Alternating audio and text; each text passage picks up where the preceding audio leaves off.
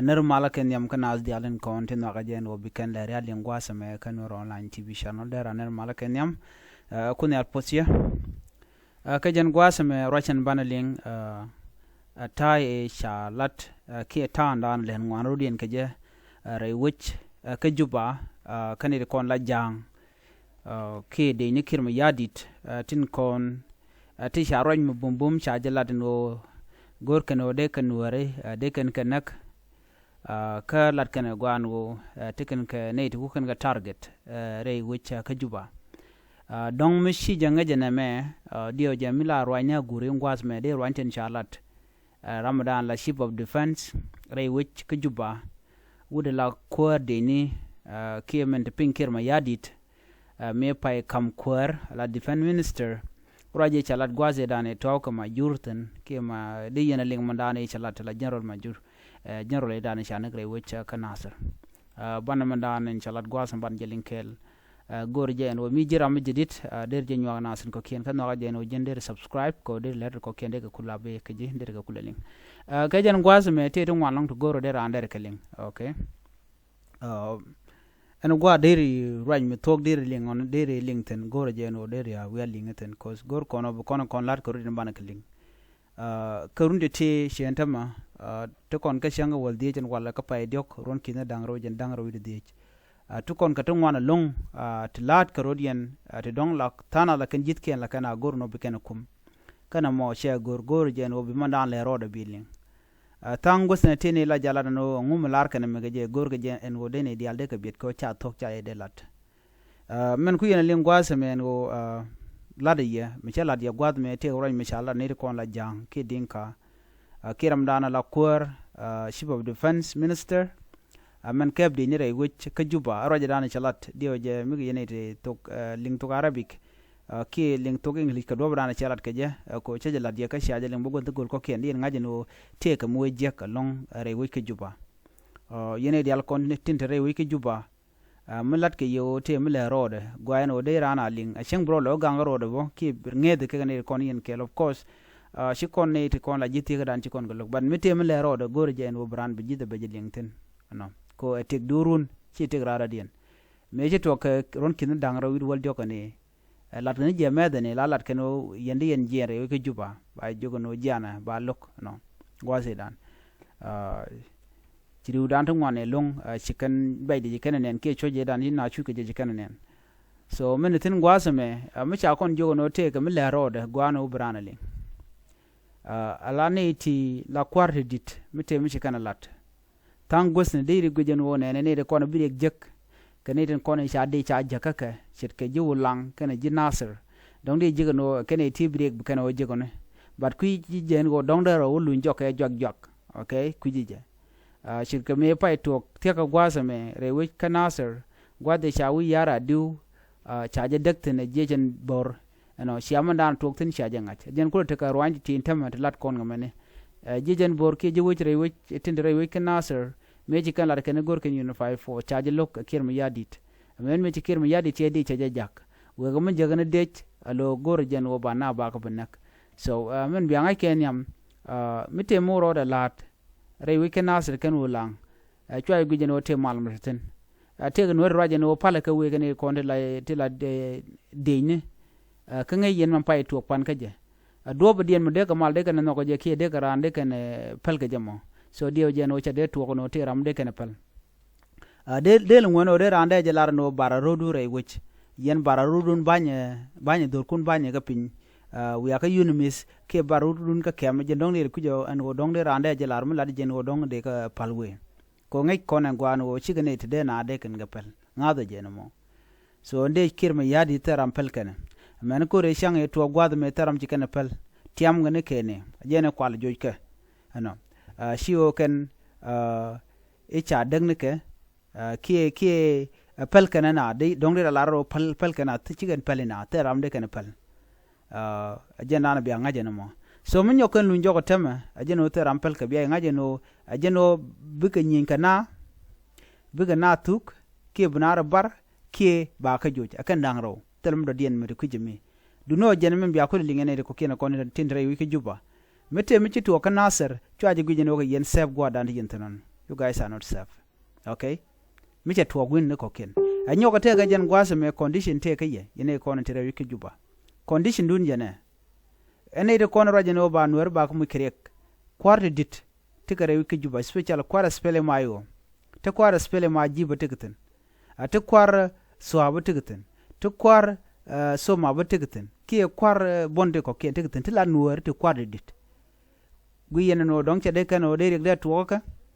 ko gu ken no general ma jure sha ne go gwado mere yika kanasir gu yene no de kan chul karam tam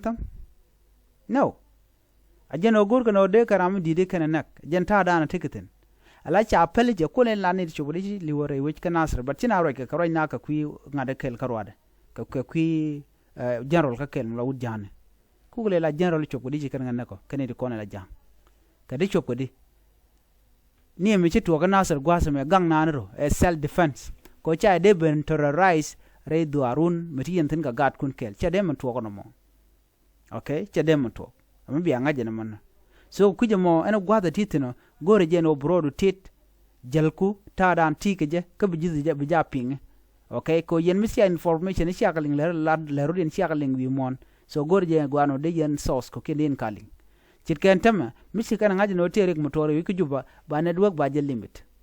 network betel speed network che bi jago tete ngwan bi alin anyo mutte mutogre wi ko lan kan nasir ba network ba je gek pai kan lebdi opan ba je gek but when gor kano bigre bu kana lare wi ka nas kanu la kan network la kana gek you know ay ko lar kele me ala nuari tene larje no kono ko contriblis ko lat kono cha konde nak kirma yadi kene deje tega jangde lare no ka tega nuar lare no ko jin la bio comfortable go dan titino gijen go ci gan wari de waji ko en wari nakake na mo very wrong teramde we de sell out bunong no ba wi baje nakki baje yar ce de tok de re tok de re lar kwaje melare meda kana shiran ce dorin je de difanon mi tegring mele roda anta mi jejen bor kula jeno ken wari jeno wo kan jang kana mak yes de kon wari jomo le jeno mo mije ko kan ga mago je dan tegten but gwas me la jene ken jene point den kirma yadit me ngay yene she nang me dan ke je kon dial nagre wi ki juba jen ma dak ke wi so sudan chu men temme tela maltenenda ngay yene but jin mi cha je jurra ke cha je mu ka dor ka bilar no shiran che de roje ku nuare ke chen waye de difan wrong men jor ko ken de ken defan en ran te ko lanko der dorin der jite fan chika ne to konin la SSPD mi cha no re wik nuare ka cha jo cha go de ke jen ko che dorin mitemal tentelrek they can stay but let us share in work keleu cha jo ko fight SSPDF minyo de gwano don work keleu cha percentage mi dire long cha kan na jang ko kire jang dumule la rar dien te la kwar mun war ka chin wari kan ne ti kan de we cha dor cha ko fight den wari but right now cha ko fight jang go anywhere you go to SSPDF teten kep kan manat pin kan manat tul kan tol bok doy kana ka doy mi jek china jal tel gwade rutin chen kana jek mi chu ka butuk dubai mu ka bot teram bi chak gwini manana la din wo metede so na me che chong rana bi chong kel ka dor tel real me de to grande je kum ko ngoro me ru ne kun ka kwa na grum bu ban ka je anyong man bi angai gwade men wer shon kan lo kana pet no bab janga dorin so they have the right to defend their territory okay de ko rien gang cha encourage ni kor cha encourage no war baran mi jigi dore bi woy dore ngum de let kije dio je de yen mi chagro de lonko de yen mi temo mo mi teje de yig jode men mi shi ngaje no either shi na kiche je na ga jen gwadan de doro pekten son kum kir mi yadir ko mi bega kan tamre wi ko lanka nasir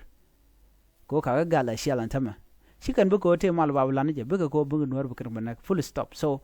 for that reason chin war shi kan de bet de no de yig rach mi temo naka de kan yig lat anyok yene konte win ko ken do backfire ka special ne konte juba ko changa cha tuok che me cha tuok gwado me che ko malakal kan this tribalist militia agwelek kana bisho jien me cho ka malakal chukan Nuer kana onak che gan Nuer mutoli kana onak how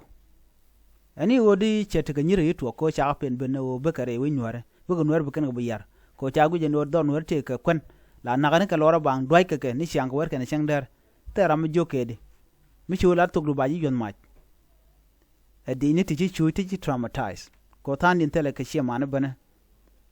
ku will survive through ko ga dana ko ka so no mo je dana let kana so mbi ngai gwa da me regime na ante wi ke juba shi kuumɛ ban me ku kan targan ne dorkel de lar no melet kana ka jena mo men chalat gwa sa me ken chikan bi ke general major dak bi kana chol bi kan wer bi kana nak ajen do brani kan lat ke ajen the reason why they also sending SSPDF kana gulek force ka bi chok ka do bi ka ba leader ma bi ka dom ajen guyene no wa tama kam dien ke jejen bor wa tiaga long jejen bor chale ko je bor shi dej mi chero ya leka bat ke jiwuch ngena jiwuch men nyen chang nyen ru la ka dien ya leka mineri kuj mineri so lip kan tiaka kuumɛ SSPDF jen bi ngany mu ngany bu mal bu den so mu we jem ben loy ka ba ka bom na mo che bagwa so biate ko ken biaga ling a chang Nuer ba ka dagbo jen o ba te to rik to ngwan bu la re wike South Sudan kere jen no ba makelo so meji kan lat ken no bi kana bi karani bi kana chol frankly speaking she ajeling already so she ma taw gan tamana me eneme ngada jen wo me la rode so mi jiram dire wiki juba tirodu doru chupe ka ram lebe duel ka wer okay mi jiram te ngwasmo anya wo mite mi shale ngoro je no widun beti shunga